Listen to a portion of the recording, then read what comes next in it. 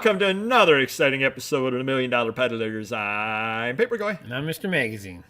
Anybody new to the channel? I'm Papergoy. I work out of my house. I've got, I always say 40,000. I think it's more like 40,200 items listed online between eBay and Amazon primarily. Nice. I have a day job and we're just plugging along. And I'm Mr. Magazine with a big warehouse, a dozen employees, and over 500,000 items listed, with another 500,000 that need to be listed. What is that behind us? Just a pile of stuff. Need to be burned.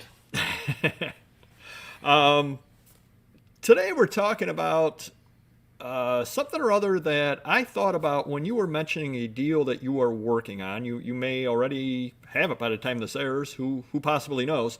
But you were talking about a deal that you had down in the New Jersey area. Okay. Magazines, books, that sort of thing. Mm-hmm. And you had mentioned to me that, well, let me ask you this. What is your relationship with books and selling books?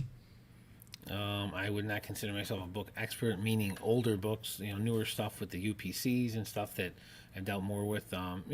Books can make you money. You can get good deals on them. So I do sell them from time to time. But you tend to shy away from them. Correct. In general. Right. I mean, not that you're not going to sell them. And obviously if they come in or, they're signed limited edition or Easton Press, those sort of things you'll sell them. The easy stuff I'll buy because I have employees that can list them no problem. So, like the stuff in this collection looks to be that type of stuff.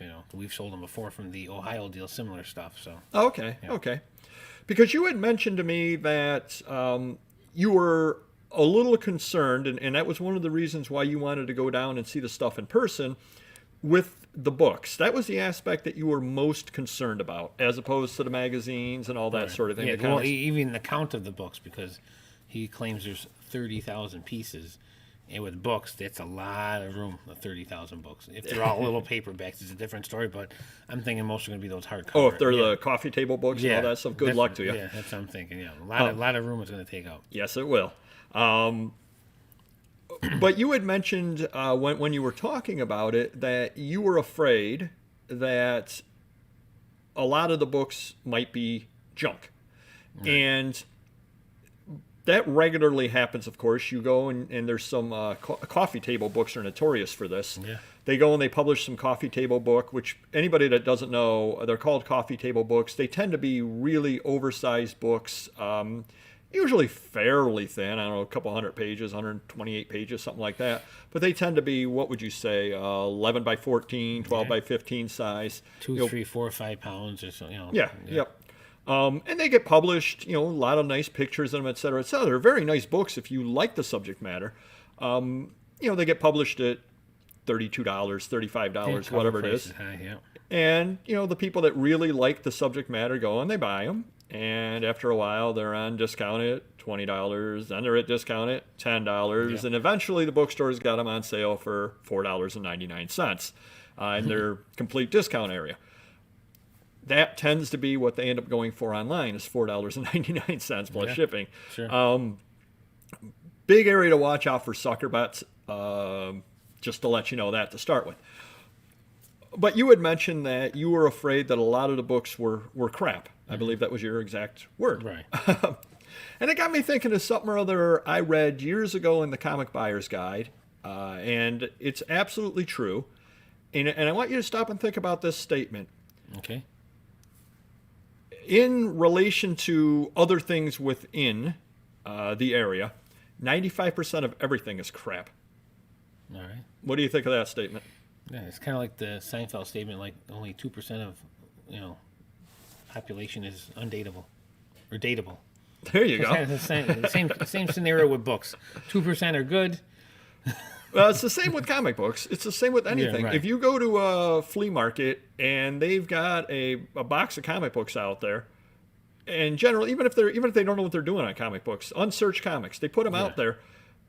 99 times out of 100, you might find 5-10 books out of that entire thing that are worth buying. Oh yeah, and I'm sure the higher price the item or the more rare it is, the less percentages it'll drop down to 1% or less than 1% or so forth for the real. Part of it depends upon where you put your limit on being crap versus not being crap. Yeah, 90% can be crap, 5% can be slightly above average. 3% could be whatever it is, and then you're down to the rare stuff, which is less than 1%. Yep.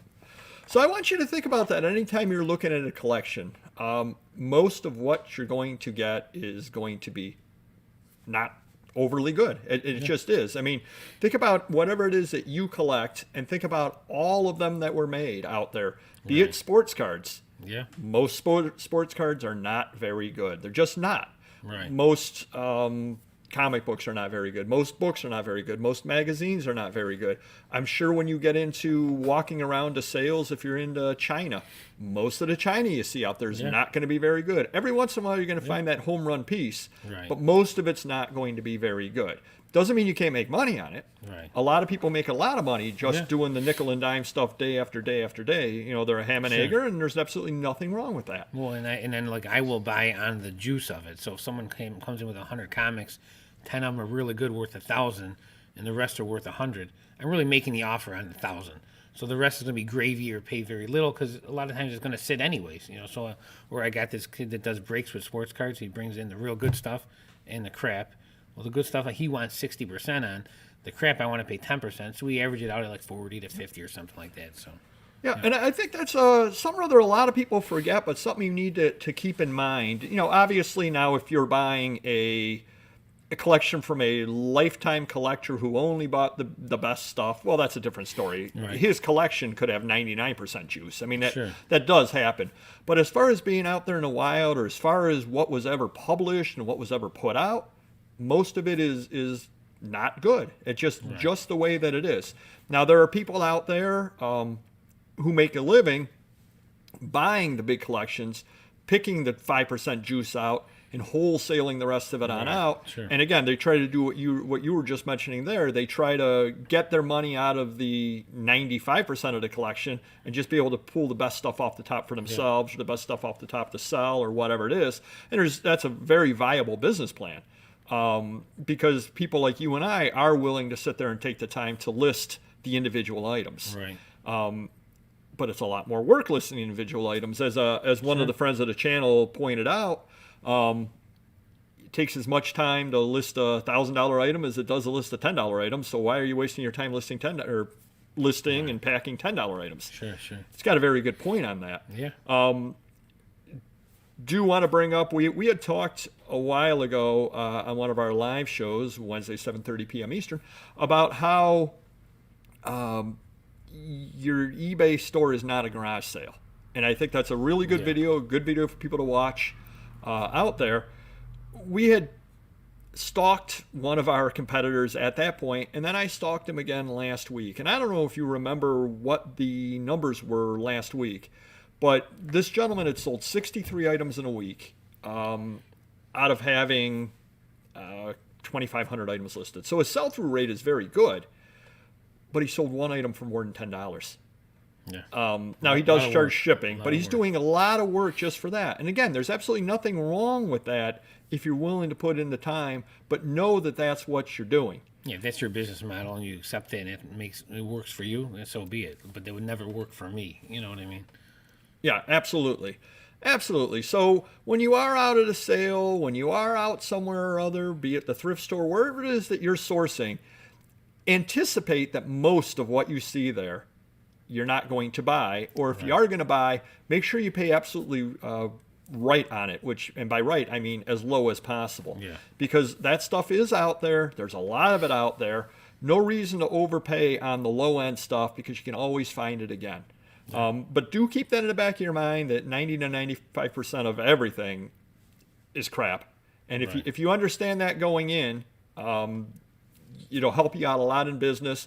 It'll also help you out a lot where you don't end up complaining, because what will end up happening is you'll go to these sales and you'll be like, there was nothing there. Well, statistically, there probably shouldn't have been anything there, especially if you're going, second day and, the people that know what they're looking for have gone through and picked everything else off. Right. Well, that means that you need to change how you're doing. If you're only interested in the good stuff, go the first day to the sale right away. Go stand in line and get the good stuff. Right. If you're more than willing to deal with the mediocre stuff like we are, that's fine. Just have it in your head that you have to pay bargain basement prices on the stuff in order to make it. Yeah. So hopefully that statement that 95% of everything is crap sticks in your head when you're out at sales and helps you a little bit, so you don't end up overpaying for the common stuff. Right. But when you do see the good stuff, you are willing to as a friend of ours says, step up to the plate and buy the good stuff when you see it.